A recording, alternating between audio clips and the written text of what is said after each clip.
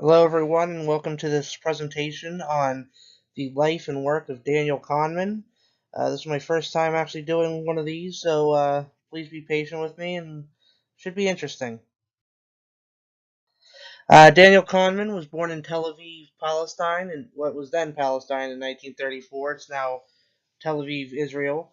He was raised to Lithuanian parents. His mom was actually visiting Palestine at the time, but his parents actually lived in France, where he grew up.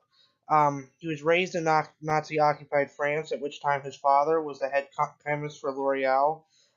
His father was actually picked up and was scheduled to go to the death camps in Germany. However, he was rescued by his boss, Eugene Schuller, who was the head of L'Oreal at the time. Um, Daniel Kahneman then went with his family on the run and returned to Tel Aviv. During that time, his father died of untreated diabetes.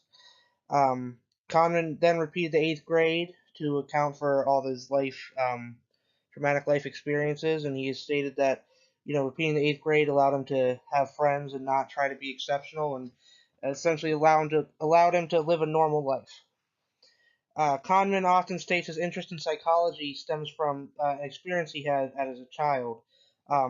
He had been playing with a Christian friend of his and had stayed out past curfew. And on his way home, he had turned his sweater with the Star of David inside out and was noticed by a SS officer, he got really scared about.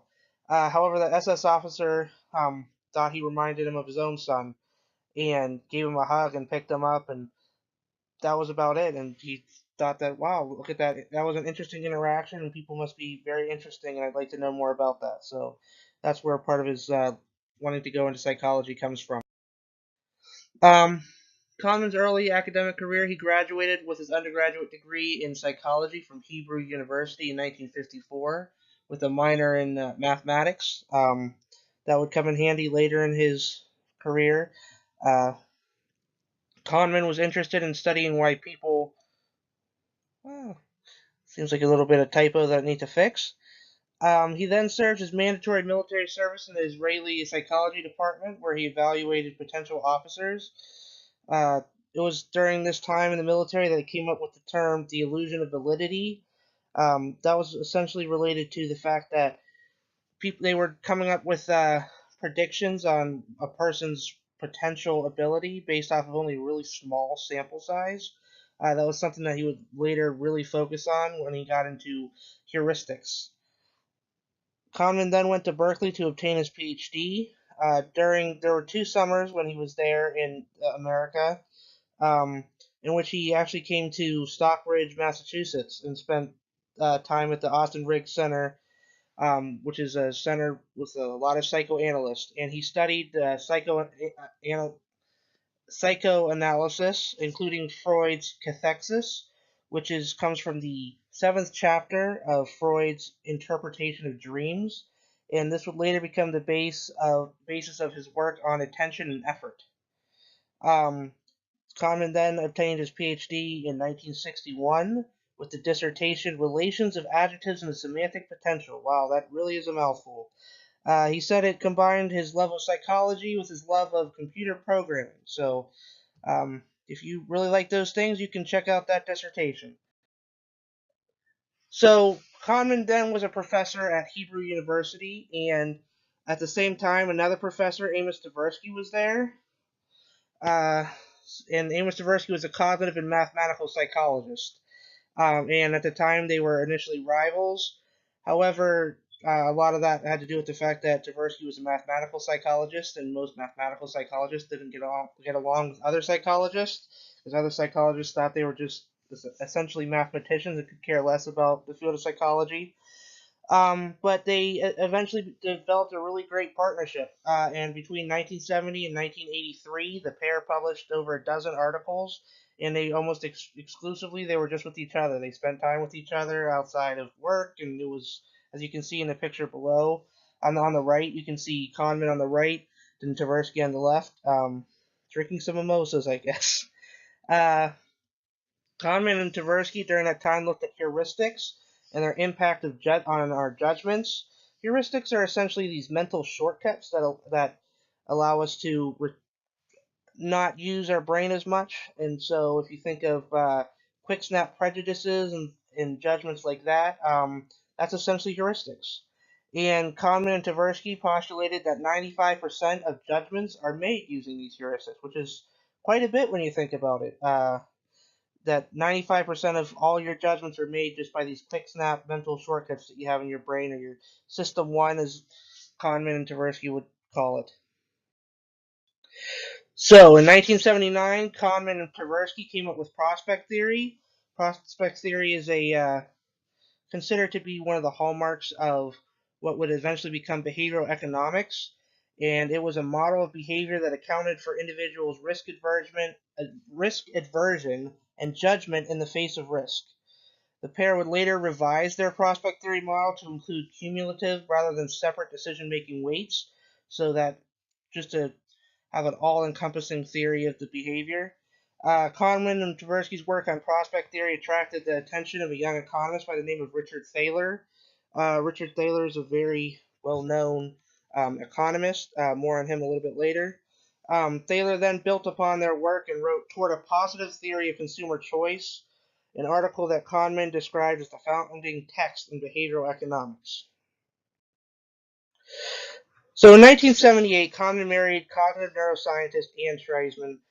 She was known for her 1980 paper on feature integration. You could consider them to be the Jay-Z and Beyonce of cognitive psychology in a way. But in 1983, Kahneman began publishing with his wife and began focusing more on studying selective attention than heuristics and behavioral economics. And Anne Treisman unfortunately passed away this past February of a stroke at the age of 82.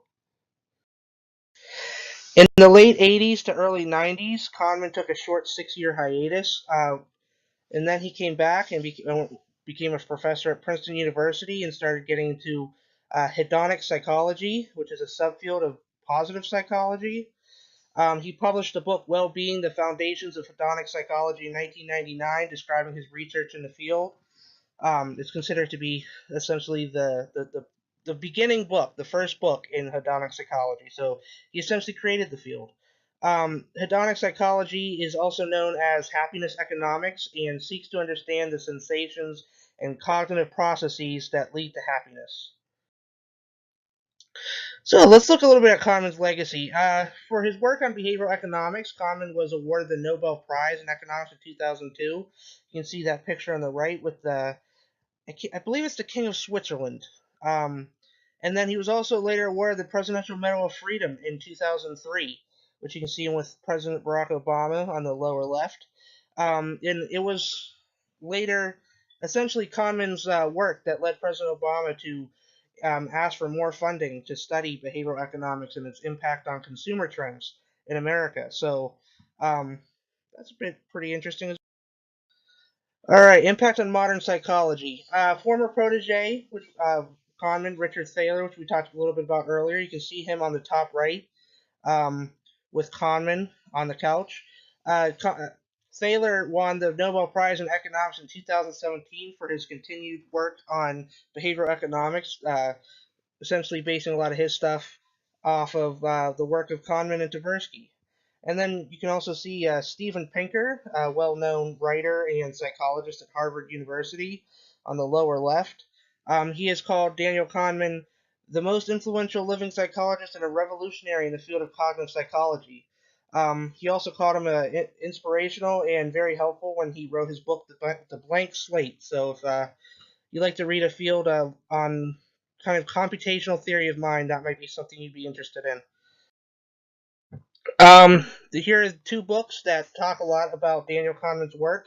You have The Undoing Project, which by Michael Lewis, which is quite interesting. If you like, especially if you like Michael Lewis's writing, it talks a lot about Amos Tversky and Daniel Kahneman's relationship. It does go into a lot of sports analytics, but if you like that thing, then that'd be perfect for you. And then on the other one, Thinking Fast and Slow, which is a book by Daniel Kahneman, which essentially summarizes his research with Amos Tversky, and also goes a little bit into his more modern stuff on hedonic psychology as well. So another interesting read if you're if you like what we're doing right now. Okay. Pretty much it. Here are some references for you to look over. Pretty much any kind of articles that you'd like to read, or of course the two books that I also showed you. So I hope you enjoyed today's video. Leave a comment or a question below, and I'll get back to you. Thank you very much for watching.